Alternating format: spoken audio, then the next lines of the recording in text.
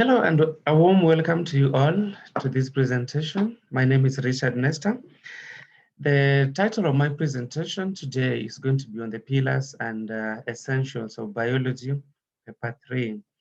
It goes without mentioning that by now you know that the practical papers usually bear a lot of significance on the overall grade of a student.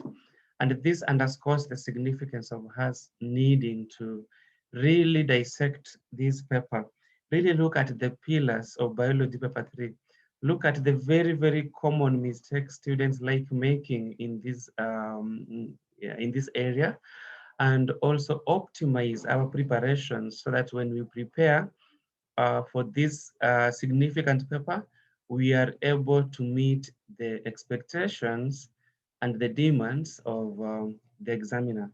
So welcome and stay with me for the next few minutes. This is going to be a serialized presentation where today we are going to handle the first part of this presentation. And then in the subsequent few days, we are going to upload more content on the essentials of biology paper 3. Remember to interact with us, remember to engage us.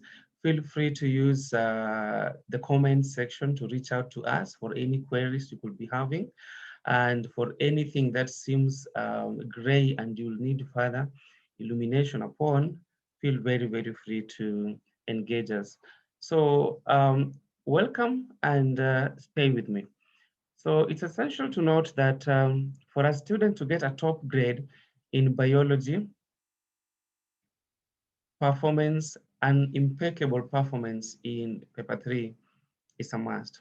And so in this outline, I am going to highlight some of the common mistakes, some of the common reasons why students are much likely to fail in paper 3. We are going to look at the pillars. What are the critical areas that a student really needs to look at when preparing for biology paper 3? And then we will also look at experimental biology. There is always a problem there where our students usually find it very difficult to interpret and to analyze questions dealing with experimental biology. And it will also be very important for us to look at the botanical and zoological principles of biology paper 3. Now, in a nutshell, the main reasons why students usually fail in biology paper 3 can be the main reasons can be put in three main categories. One is poor exposition. And poor exposition here refers to a case where a student is not exposed to these practicals adequately. And you see, the moment you are not exposed to the practicals, well, it means if this is an experimental question, then you are not able to even manipulate the specimens. You are not able to do correct, to take correct measurements. You are not able to do correct sectioning. At the moment, you're not able to handle the procedures, to follow the procedures carefully. The moment you're not able to use the various equipment to use in biology very accurately, then the chances of a student performing in these questions becomes significantly diminished, because assuming the experimental question is testing on microscopy and you don't know how to use the microscopes, assuming the question is directing you to make a cross section and you are confused between cross section and longitudinal section, your chances of performing in this practical becomes significantly diminished. So it's very important that as you prepare for the biology paper 3, it's essential that you take your time and you review all the practical activities coming in at the end of each and every topic. And when you revise these experimental activities, your specific focus should be on the aims of practical activities, the expected observations of these practical activities. Are you able to explain these practical activities biologically and scientifically? And are you able to make adequate and proper conclusions from the observations you're likely to make? But it goes without mentioning that even if a student is well exposed, there's sometimes when students actually commit themselves to failing in this practical because exams usually test on the ability of the learner to follow instructions. And that's just like any practical activity. A very, very first critical thing a candidate should always do in a practical activity or a practical exam, your very first focus should be on the teacher's instructions. That moment when you are being told that, ensure that for this practical activity, you have the following. You have this which you'll access here. You have this which you'll access here. But sometimes you find a student is so much fixated on the exam paper, and by the time the teacher is confirming that you need to have this, you need to have this, you are busy asking yourself, like, which photograph has come this time round? The moment you are looking at the photographs that have come in this particular year, there's a very critical instrument, it's a very critical specimen, it's a very critical apparatus that the teacher is telling you that you need to have or you need to access in this particular place. And you are not paying attention to this. And so this can really affect your ability to do well. Because remember, it is always expected that there are some methodologies you need to be able to master. So sometimes you might find in the examination case, in the examination, the procedure might be silent on a particular apparatus with the expectation that it's expected that through the 4-year course you have done, you have learned how to carry out these uh, particular procedures, even without mentioning particular specific apparatus. When we ask you to carry out test for lipids, we are not going to tell you that you need to use this. When we ask you to carry out tests for reducing sugars, we are not going to tell you that you need to use this. But it's always expected that you always know this. And so it's essential that your first focus in a practical activity is on the teacher's instructions. And of course, it's always essential for us to understand that when you are preparing for biology practical activities, you really need to have your arms spread on all the aspects of the syllabus, both practical and theoretical, because as we have seen in many years, with the idea of photography, it becomes possible to set practical questions from the non-traditional practical areas, the areas where you don't expect a practical exam to come from. So we cannot afford to prepare for a biology practical exam by just restricting our revision to looking at few areas like food tests and the few practical activities. I'll just juggle up your memories a bit, and if you can recall recently, there's a time in which the concept of survival of the fittest has been set in a biology practical exam. And that is something that we learn in evolution. And it's not easy for someone to imagine that such kind of a concept will come in a practical exam, but yes, it did. So this means it's essential that when you're making your preparations, you really need to go full throttle and ensure that your preparations are not just restricted to the traditional practical experiments in biology only. Now, with photography, all topics are examinable in biology practical. However, we find 5 out of the 17 topics in biology being periodically examined and featuring very prominently in biology paper 3. What are these 5 pillar topics of biology paper 3? We have nutrition, we have ecology, we have classification, we have reproduction, and we are having support and movement. What this means, candidates and biology students listening to me outside there, what this means is that when you are preparing for biology paper 3, it is essential, as I said earlier, to have your arms spread on all the topics of biology, but then you really need to give extra emphasis, a lot of focus in these areas. Why are we referring to them as pillars of biology paper 3? I need you to have a very closer look at this table, and you'll realize that for a long time, these 5 topics always contribute not less than 20 marks out of the 40 marks of the practical. In 2019 alone, we are seeing 4 of these topics only contributing to the all 40 marks in biology paper 3. In 2018, we are seeing 4 only 4 of these topics, contributing to up to 32 out of 40 marks in biology paper 3. In 2015, we were seeing just 3 of these topics only, accounting for for the all 40 marks of biology paper 3. And this means these are topics we cannot afford to move into examination rooms when we do not have a solid mastery of them. So we really have to look at these areas very critically. And again, look at nutrition, and you'll realize that is a topic that has always featured in biology practicals very prominently.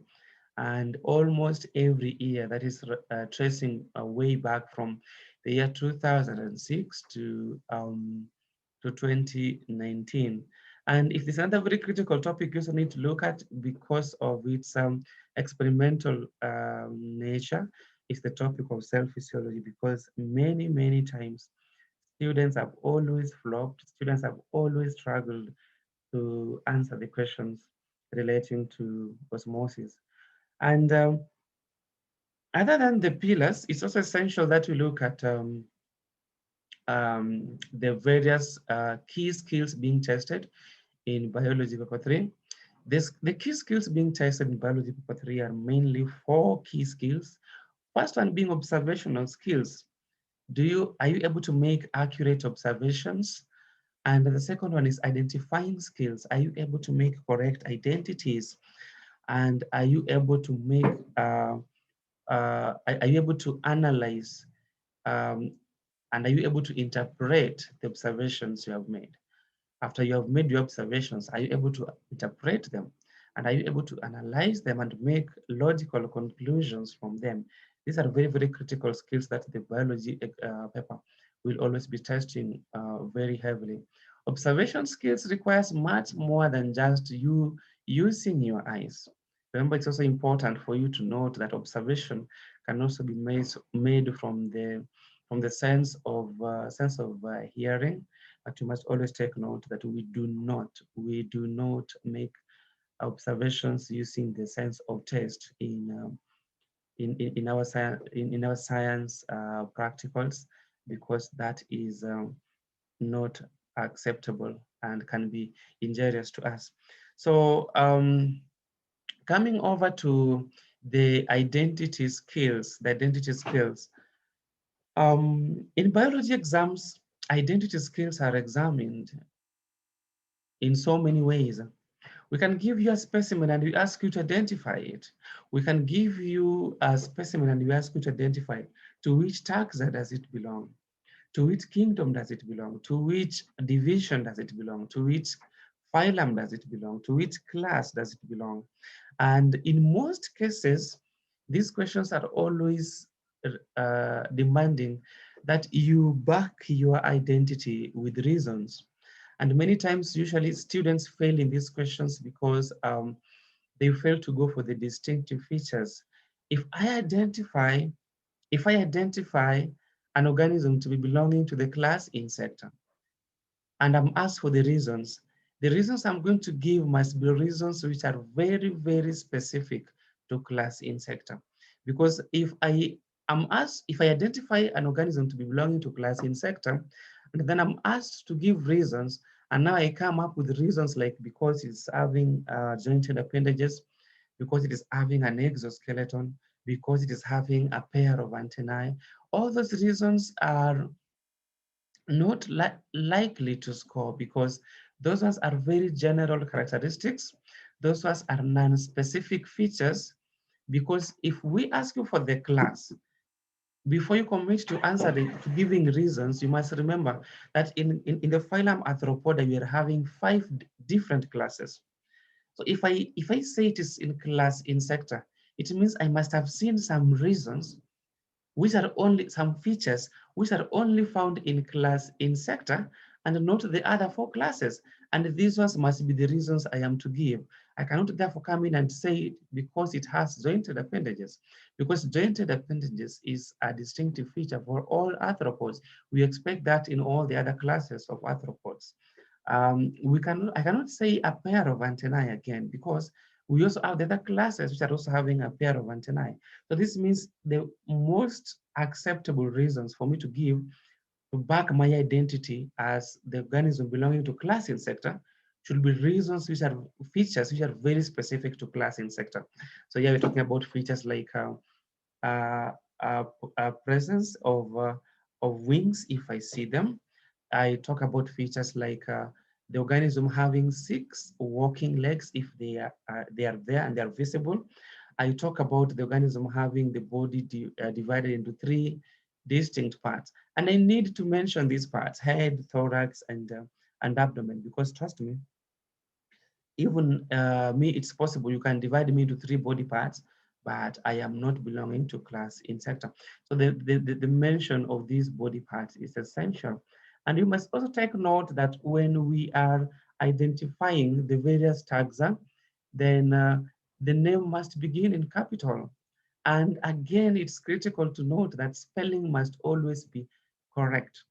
If you miss on the spelling, then the mark for the identity is automatically forfeited. So these are critical issues we must always look at. We might also just give you identity goes beyond just identifying various taxa. We can also give you a dissected organism and or a diagram or an illustration, and we ask you to identify various parts in that dissection.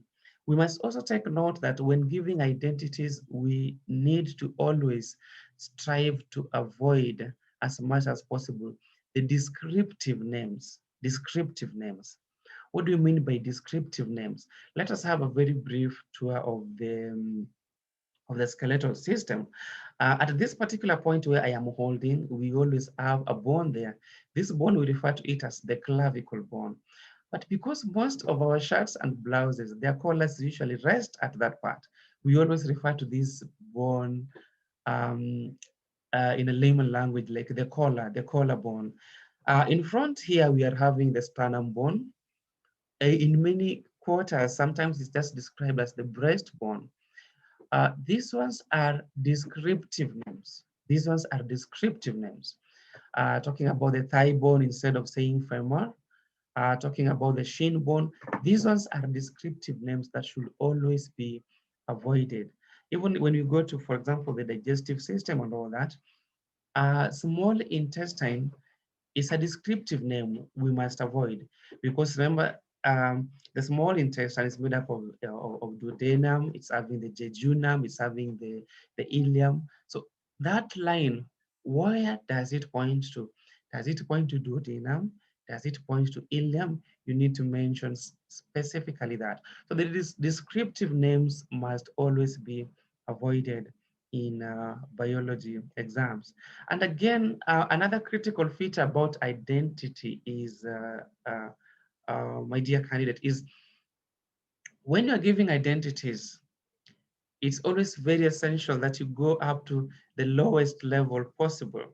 If we give you a particular fruit and we ask you to identify the type of fruit is it, before you just commit yourself to identifying it generally like a succulent fruit, can you ask yourself further, is there any feature pointing? Is there any feature that I am able to use to identify the type of succulent fruit it is?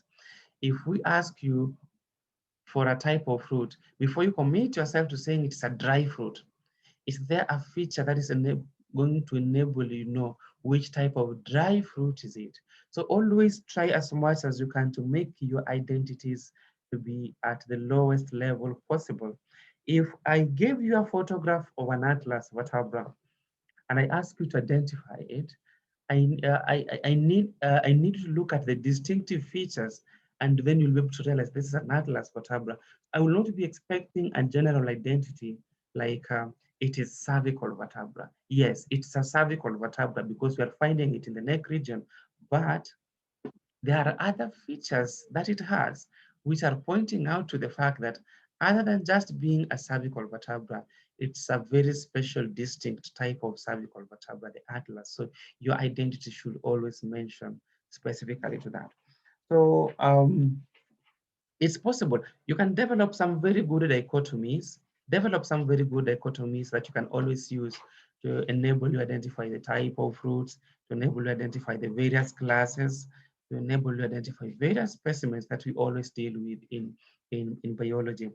And just like when we ask you for the habitats, the ecosystems of organisms. We can give you plant specimens, and we ask you for ecosystem. We ask you to state the habitat it belongs to. All these ones usually require that you be keen to the features, and therefore it's essential that you have a solid understanding of the distinctive features of the plants you find in terrestrial habitats and desert areas, for instance. The distinctive features of the plants we find in the aquatic habitats, the distinctive features of the various bones, the distinctive features of the various taxa of classification. These are very, very essential skills for you to have. Don't just read on classification too very broadly and generally. Have a targeted preparation, have a targeted revision. I'm not just going to know the general characteristics of kingdom fungi, but I am going to know the distinctive features of the members of this kingdom. That is the most critical thing that you need to always pay attention to. The illustrations appearing on your screen right now are representations of various vertebrae. And I have a very special interest with bone represented H.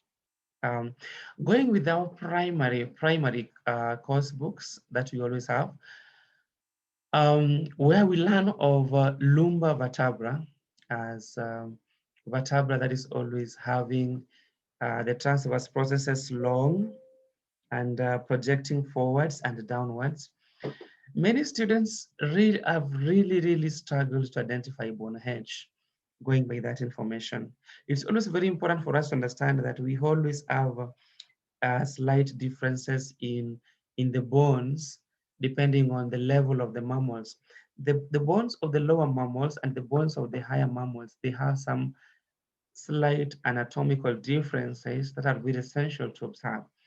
So students who just base their preparations alone on the primary course book that talks of lumbar vertebra to be the vertebra that is having the transverse process long and projecting forwards and downwards, really found it very difficult to identify bone H as lumbar vertebra because according to them, they are not seeing transverse processes emanating from the center.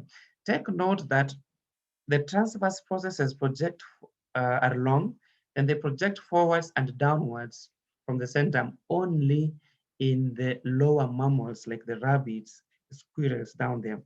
But the lumbar of higher mammals like man and other higher mammals like the cows, you find the lumbar vertebra is anatomically different, like the one you see in the illustration there for H, where you actually find that the transverse processes are very short and are not projecting downwards. So it's always important to note and pay attention to questions and note that we always have a few anatomical differences between the bones of the lower mammals and the bones of the higher mammals. And again, for example, looking at even the scapula, for instance, you must always remember that it's only in the scapula of the lower mammals where we always have the metachromion process. The scapula of the higher mammals does not have the metachromion process. And so sometimes it becomes challenging when students are told like the photograph below represents a bone that was obtained from a human shoulder, or it represents a bone obtained from a human. And then the first question is identify the bone, which maybe you are able to see it as distinctly as a scapula, and you see this as scapular bone. The next question could be state the adaptations of the bone. And then now you find a student not paying attention to this anatomical difference, and now the student coming in and saying it has metachromion process to provide surface area for attachment of muscles. And that would be incorrect because we don't expect metachromion process to be there in the scapula of man. So it's always essential that you understand these anatomical differences and you be able to pay attention to them when we are answering questions related to this. And as I said earlier, um, when it comes to taxonomy, this is a very commonly examined area, and you must always pay attention to this. We will always be given a specimen and we ask you to identify the division the specimen belongs. We will always ask you to identify the class to which it belongs, the kingdom to which it belongs. This calls for your understanding of the distinctive features. I have seen in many instances, you ask a student, identify the class, the division to which this plant belongs. And then someone says division bryophyta. And then you come to the reasons, and now someone tells you because it has the green coloring matter, because it has chloroplasts, or because it has chlorophyll. And this becomes very wrong because remember, all the plants, they're having the green coloring matter, they are having chlorophyll.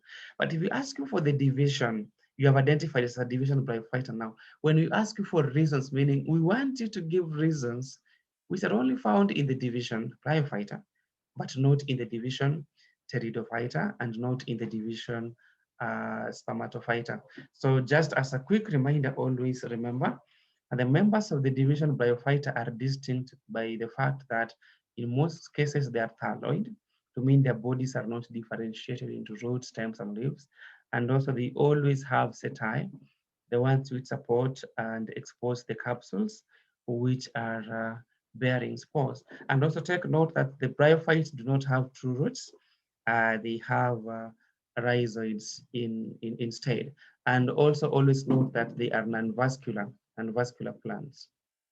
And then pteridophytes are very distinct from the fact that they are having sori, the structures which are having sporangia, which bear spores, and also they are having an underground stem referred to as the rhizome, and their leaves are also very distinct type of compound leaves referred to as fronds.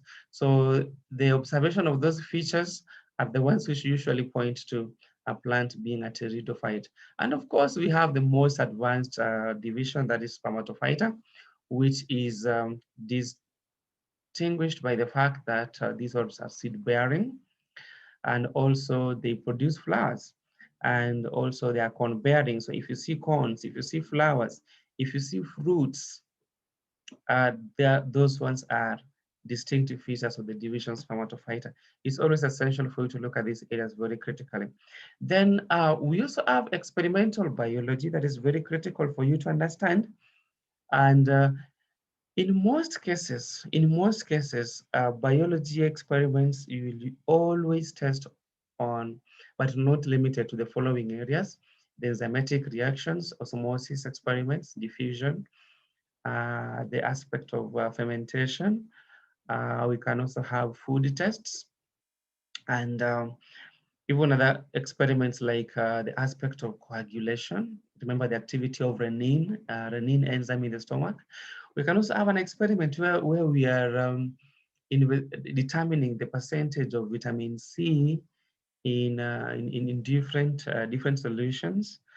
And so it's these questions require that you have a sound experimental knowledge, being able to understand. And that's why I was saying at the beginning, it's vital that you look at all the practical activities coming at the end of every topic. This will really boost your understanding. And again, I might not have mentioned this at the beginning, but remember that a biology exam is not being done by 1 hour, 45 minutes. A biology practical exam is being done by 1 hour and 30 minutes.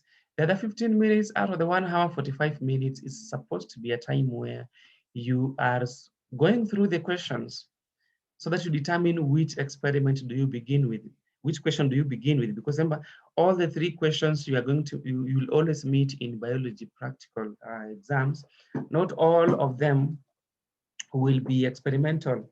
You might find maybe 2 of them are experimental and 1 is photograph based. You can find 2 of them being photograph based and 1 of them is experimental, or you can find all of them being experimental. And even if you find all of them to be experimental, always, it doesn't mean that the questions must always be tackled in the order in which they appear, because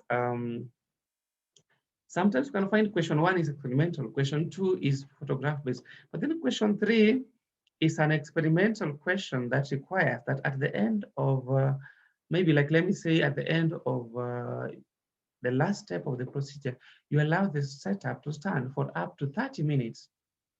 Now that is the question 3. At the end of the procedure, you're supposed to allow it to stand for 30 minutes. But you decided to start with question 1, you went to question 2. And by the time you get to question 3, which is requiring that you allow the setup to stand for 30 minutes, you're only having 20 minutes left. Where are you going to get the other 10 minutes to wait for your observations? This is likely to be very catastrophic, and this must be avoided. So you always read through the questions so that you understand and determine which of the questions you need to begin with. And in most cases, students fail in experimental questions in biology because of poor manipulation skills. You are told to cut a cross section, you are cutting a longitudinal section. You are told to cut thin sections, and you end up cutting very thick sections. Take note of these. Questions like, for example, we can have an osmosis question that is testing, this is in which you're using soft tissues of the stem or the peels of fruits. You place them in solutions of different concentrations. Then you make your observations after like 20 minutes, with the observation expected to be made in terms of the degree and the nature of the curvature of either the stem tissues or the fruit peels. And such kind of observations are only possible if you made the correct manipulation. If you cut very thick sections, my friend, those tissues will never curve outwards or inwards, even if you wait forever. So you must always ensure that if the question is saying, I cut thin sections, I cut thick sections, I cut cross sections, I cut longitudinal sections, I measure 3 drops, I measure 1 ml, I really, really need to ensure that I follow these observations very, very correctly. Because if you don't do that one, and again, remember, we can also have questions requiring that you do staining using the very common stains you always see have, like the eosine, the safranin, the most common one being iodine solution, which you always use in your exams. I might be told to maybe cut a section, place it on the slide, on a white tile or on a petri dish. Then I add drops of iodine solution so that I make observations of maybe something like the distribution of vascular bundles. Take note that one of the common factors that can contribute to erroneous observations is always the case of either overstaining or understaining. We have sometimes when some students, they add 3 drops and then you see they're observing outwardly. They're not even using the magnifying lens. They add 3 drops of the staining solution. And because they don't see any observable change, and remember they're not even using the magnifying lens or the microscope yet, they end up assuming that now the 3 drops that were directed by the question is inaccurate. So they end up adding a lot of the stain. And if you add a lot of the stain, it can significantly affect your observation of the distinct parts that you're supposed to be making observation of. So it's always important to look at these areas very, very carefully. And again, sometimes it becomes costly for students who do not even know the kind of observations to make in regard to certain questions. So that's why I repeat, it is very, very essential that you look at, you always make a point of revising all the practical activities and ensuring that you are able to know how to make the correct observations, how to interpret those observations, how to make logical conclusions from them. And so you need to, and again, Currently, the current focus of the current trends of exams require that you just don't need to know the procedure, but this need for you to understand the reasons for those procedures. We are testing for really and for understanding. So the point here is, during microscopy, for example, why are we adding a drop of distilled water? Why are we always adding this a stain? Why are we always cutting very thin sections? Why are we always using very sharp razors or very sharp scalpels for the same? You need to always understand the reasons for various procedures, because you are likely to be tested a lot on this also. We are also likely to ask you questions a lot on your understanding of the scientific methodology. When you are carrying out an experiment, what are the variables you always keep constant? What are the controlled variables? What are the common sources of errors in various experiments that we do? Are you able to set up or suggest control experiments for every practical we are doing outside there? Those ones are the principles of scientific methodology. There's need for us to understand these very, very critically. And remember also, sometimes you might be required to make what you call comparative observations. Assuming, for example, I want to investigate effect of pH on activity of amylase enzyme, and I add amylase to start solution, to different start solutions in different buffers, in different pH buffers. I need to be able to make comparative observations, and I need to be able to even make comparative explanations in response to the same. And even in every experiment you do, it's always important that you understand that experimental setups usually have a number of precautions, and if possible, you need to be able to identify them. Then another very critical, very critical area that is always proving very challenging is on practicals involving osmosis, which is essential that we understand. Remember, in your biology practicals, osmosis can always be investigated by the use of a whisking tubing or a cellophane membrane. It can always be investigated using potato strips, can always be investigated using fruit pericarps, and can always be investigated using soft stem tissues. And so in every case, there is always need for you to be able to understand what are the observations usually based on. If we use a whisking tubing, the observation is always based on either increase or decrease in volume. If we use the potato strips, the observations can always be based on either increase or decrease in length. And that is if the question is directing you to make those to make measurements before and after the treatment. We can also have observations based on increase or decrease in mass, which is relatively rare. And also you can also have the observations based on firmness or rigidity of the tissues after they have been placed in different solutions. If it's a case of fruit pericarps, in most cases, observations are always based on curvature. Is the peel curving inwards, or is the peel curving outwards? And again, when making the observation, when making explanations, it's always essential to note that we avoid some common mistakes I'm going to highlight shortly. And again, this calls for the need for you to be able to manipulate the specimens using the various tools we always use, like the potato borer and all that, and to make accurate observations. And the explanations usually should always follow a distinct format.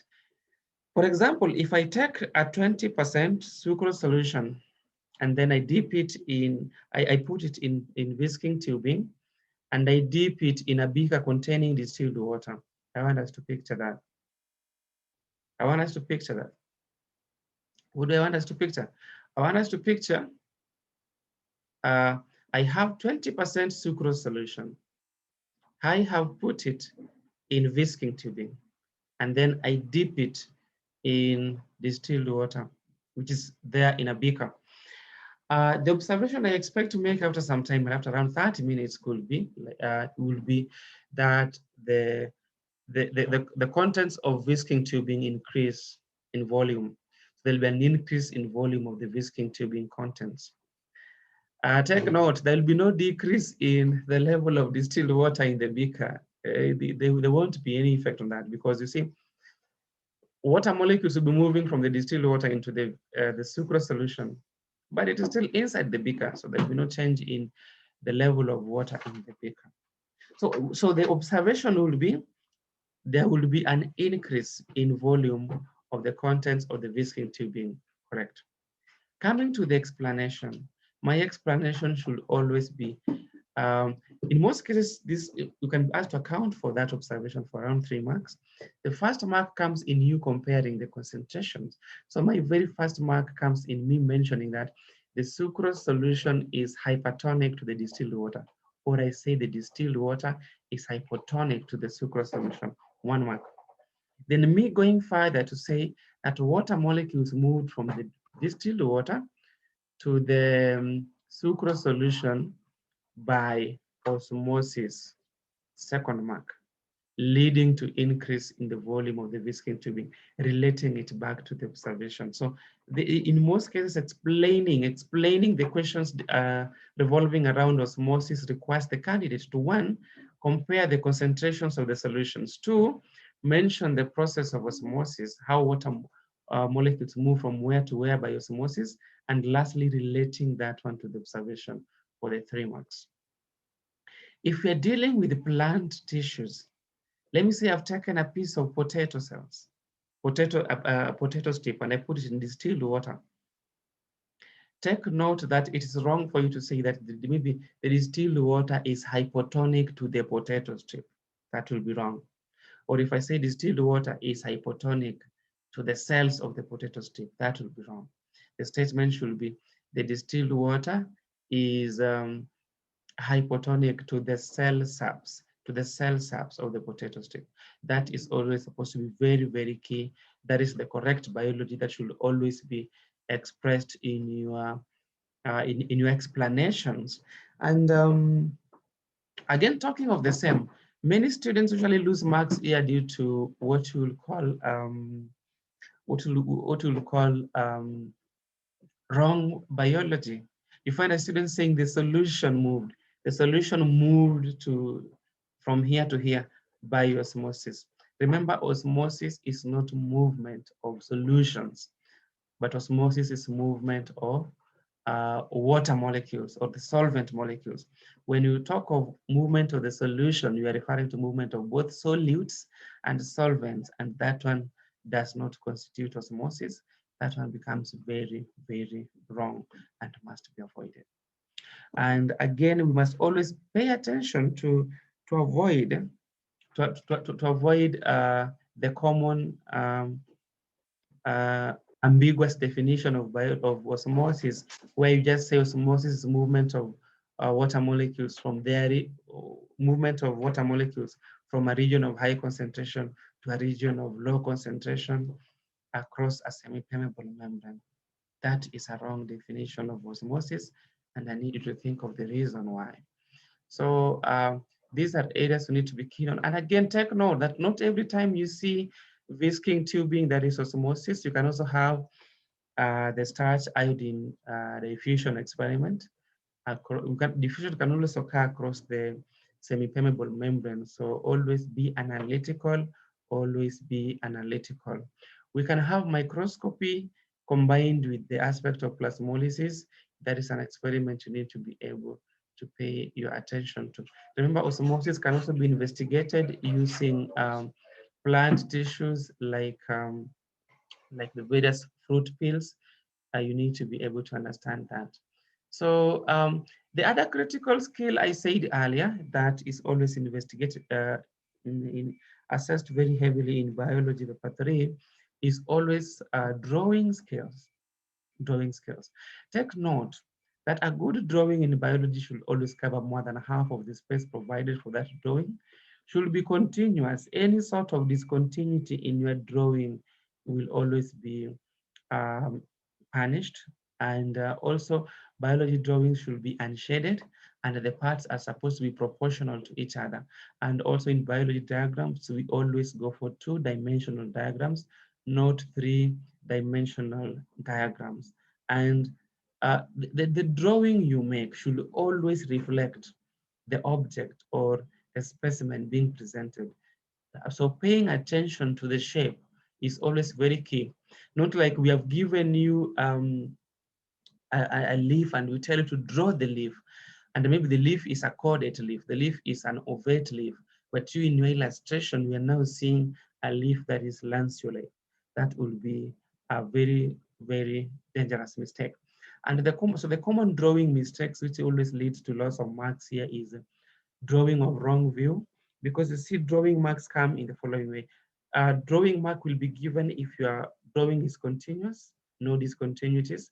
Drawing marks will always be given if the parts you have drawn are proportional to each other, and also the drawing marks will be given for accuracy. Are the parts very accurate to each other? And then use of geometrical instruments to make drawings is another very dangerous mistake you must always avoid. And you can also penalize you for drawing too good structures. Now, how is this coming in? We want you to observe distribution of vascular bundles in the stem of a plant. And then you're using a magnifying lens to make that observation. And maybe the magnifying lens is a magnifying lens of times 50, times 40. There is no day under the sun you'll be able to see the vascular cambium using that instrument. So if you now give us your theoretical drawing where we have even represented the vascular, the cambium ring, if you are going to give us a diagram in which, according to you are seeing a very distinct phloem and a distinct xylem, then we are going to penalize you for that. That will be very, very inaccurate, and that must be avoided. And so like, look at the illustrations there. That is the correct two-dimensional drawing of an avocado fruit section. The one you see on the right is a three-dimensional diagram of the same, which must always be avoided. While it is very, very easy to see the same, to see that for the case of fruit sections, it is always essential to note that sometimes you can have introduced the 3D very unknowingly. Look at these illustrations here. In this leaf, this is a two-dimensional diagram. But in this case, this candidate puts in a circular part on this end. And just like that, this student ends up introducing and drawing a three-dimensional diagram. And that becomes costly. That can lead to loss of marks. That must always be avoided. And the knowledge of the orientations, the terms we use in orientations is very, very important for drawings, and very, very important in understanding and analyzing questions dealing with the bones, for example. So you are not going to, you're going to have significantly reduced chances of doing well in questions of support and movement if you're not able to deduce these terms correctly. When we talk about anterior, when we talk about posterior, we talk about dorsal, we talk about ventral, we talk about proximal, we talk about distal, and we need to be able to understand them well. Take note that anterior refers to the front view of an organism, posterior, the view from behind. Dorsal view refers to the backside, the view of the backside. Ventral view refers to the view of the belly side of the organism. But proximal refers to towards the main trunk of the body, while distal refers to away from the main trunk of the body. If I stretch my arm like this, if I stretch my arm, my shoulder here, if I move from my shoulder towards my fingers, from my shoulder towards my fingers, I'm moving towards the distal end, away from the main trunk of the body. But if I move from the fingers towards the shoulder, I'm moving towards the main trunk of the body. that is the proximal end. So these terms should always be used accurately. Then the sectioning should always be done very, very accurately. Remember, if you don't understand those anatomical views well, it becomes easy for you to fail a series of questions because again, look at the question down there. Name the bones that form a joint with the bone K at its anterior and posterior end. And in each case, name the type of joint they form. Those ones are form marks, meaning if you are not able to decipher the anterior and posterior end, then your chances of doing well in those questions are significantly um, dwarfed. And again, take note always that these terms vary depending on the nature of the organism, whether the organism is a quadruped, whether the organism is a biped, because for bipeds like us, for instance, the anterior view is almost the same as the ventral view. So we need to always have a good understanding of these areas. And so other notable drawing issues you must always pay attention to is the outlines of structures like epicarp, the outlines of structures like epidermis must always be represented by a double outline. And then you must always pay attention to the shapes. If I want to draw the gill, for example, I must pay attention to the shapes. The gilba must be well curved, number one thing. And again, proportionality. When drawing the gill, always take note that the gilba must always be the thickest of the three parts, and then the gill rakers also follow. And the thinnest of all those three parts should always be the gill filaments. And again, we must always pay attention because when you observe the gill, you always find the gill rakers, they're always very, very much sharp pointed. They're highly serrated. That should be very, very well brought out in your drawings. As I was saying, if you are to observe distribution of vascular bundles, this is the kind of drawing expected of you to see. We are not going to accept drawings in which we are seeing uh, the phloem clearly labeled and xylem clearly labeled, because the truth is, when you observe these drawings from the instruments which you are always using of low magnification power, what you will be seeing will be a structure, the vascular bundle, but you will not be able to resolve that this is the xylem and this is the phloem. That cannot happen from the magnifying lens or the light microscopes of low magnification power that in most cases we use in our laboratories. So you must, when you're doing your practicals, you must always pay attention to the limitations of the various instruments you are using in the examination rooms. Magnification should always be associated with your drawings. And remember, when you're giving magnifications, they should always be expressed to a one decimal place. And you must always show the magnification sign. And should a question ask you to calculate magnification? Should a question ask you to calculate magnification? It's always essential for you to note that magnification is calculated by giving us the drawing length, dividing the drawing length by the actual length. But in the first instance where you're substituting the values, it's always essential for the units to be indicated. The drawing length you are giving us, you have taken it using which units of measurements. And of course, a good diagram is only as good as its labeling. Are the parts well labeled? Are the labeling lines touching the structures that they are labeled? Are the labeling lines devoid of arrowheads? And again, is the labeling devoid of singularity and plurality issues?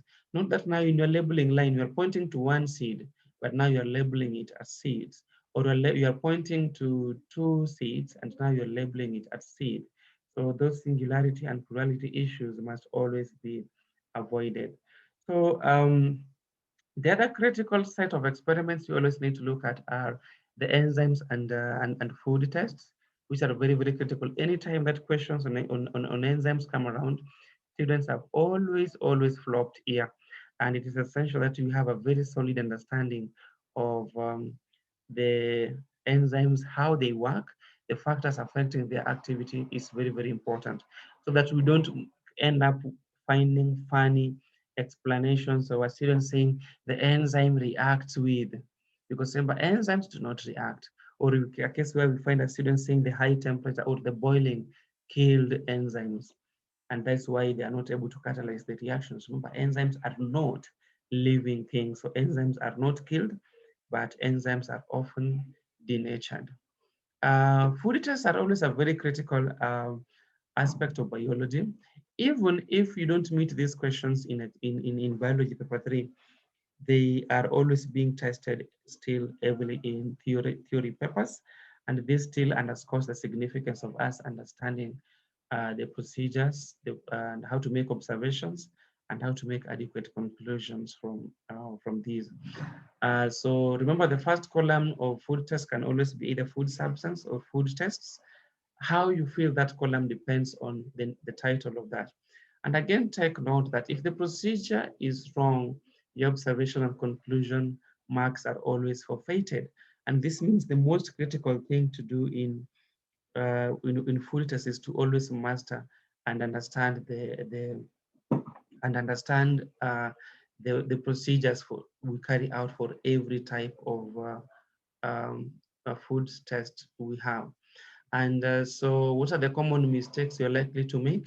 Sometimes you can find someone in the first column, someone is under food substance, someone writes reducing sugars, and in brackets, someone commits writing the glucose. And that will be very, very wrong, because we have many other reducing sugars other than glucose. The test for reducing sugars is very general, does not actually test for glucose per se. Glucose is just but one example of are reducing sugar. Then spelling mistakes, that one should also be avoided. And then we have some common mistakes you always find in the procedure, which we need to always avoid as well. During tests for starch, we use iodine solution. We don't just use iodine, because iodine, as if someone just says iodine, we will be referring to the solid iodine, which we don't always use here. We always use the iodine solution. It's always essential to specify the number of drops you're using. And where possible, also mention the volumes you're using, because sometimes we end up giving very ambiguous procedures. For example, let's picture this. I want to test for non-reducing sugars. How will I do this? I take 2 ml of the test solution, I place in a test tube, and then I add 2 ml of, not 2 ml, but I add 3 drops, say, of hydrochloric acid. Then I heat and cool. Then I add sodium hydrogen carbonate dropwise until the fizzing stops. Then I add 2 ml of Benedict solution and I heat to boil. But now find someone saying, put 2 ml of test solution, add 3 drops of hydrochloric acid, heat and boil, heat and cool. And then now someone says, add an equal amount, add sodium hydrogen carbonate until fizzing stop. Then someone says, add an equal amount of Benedict solution. This becomes ambiguous because you see, we place 2 ml of the test solution. We have added HCl. We have added sodium hydrogen carbonate again. So when you now say add an equal amount of Benedict solution, it is ambiguous. Are we adding an equal amount of the sodium hydrogen carbonate we have added, or are we adding an equal amount of HCl? So that needs to be, we need to always ensure that the procedures we give are devoid of such kind of ambiguities.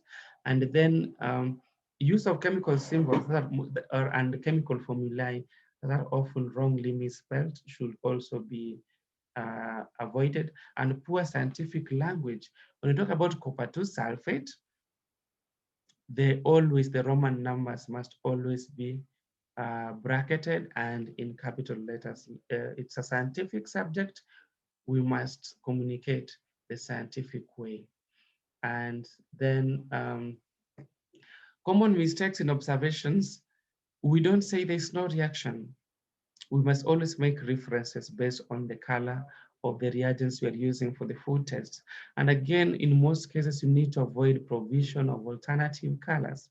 For example, when you're carrying out tests for proteins, we know that positive result is inferred when we see the color changing to purple or the color changing to violet. But in your explanation, you need to give us one color. In your observation, don't say the color changes to purple stroke violet. There must have been one color that you saw, not both colors. State that one color that you saw. And then let's picture a case where we give you an avocado. You cut the section, you draw the half of the section, then we tell you to scoop half of that, and then um, you add water to make a solution. Then you use it to test for food substances. You'll agree with me the avocado juice is somewhat green. And so if I am to take 2 ml of that and then I add 3 drops of iodine solution, then if I fail to see blue-black color, the observation that needs to be made there is that the brown color or the yellow color of iodine solution persists. But many times some students say that the color turns green or the color turns greenish. That means they are giving us the color of the test solution, but the observations should always be inferred from the color of the reagent that you are using, not from the color of the solution or the test solution we are using to carry out the food tests. And again, watch out significantly on the false negative test for starch. Starch is insoluble. So if the food solution you are using in the practical, if it was put for you in your working station much earlier before you move into the practical room, there are greater chances that starch will always settle at the base of that. So before you carry out any food test involving starch, it's essential that you shake that solution to homogenize it. And so that if starch is present, you have homogenized the solution and now you are much likely to get more reliable results. I have seen many instances where students are writing, giving results where starch is absent, while starch was actually present because they failed to shake the solution before carrying out the test for starch. That one should be avoided. And of course, let us avoid giving observations in that nature of starch not present. And I will see some instances where a student is carrying out tests for non-reducing sugars and then giving observations like non-reducing sugars or reducing sugars are present after hydrolysis. That one is wrong. We don't always give references like that. If I was testing for proteins, and then at the end, my conclusion should only be one thing, either protein present or protein absent. No much stories about that. So that brings me to the end of this first serialized section on the essentials of biology, paper 3. I promised to go for 30 minutes, but it's always essential to have all these areas highlighted. So next time we're meeting, we are going to look at the zoological principles, and we're going to look at the botanical principles that are also essential to take note of when dealing with biology practicals. I wish you well as you prepare for your examinations, and I wish you well as you always give your best to get the best in this subject. Till next time, see you.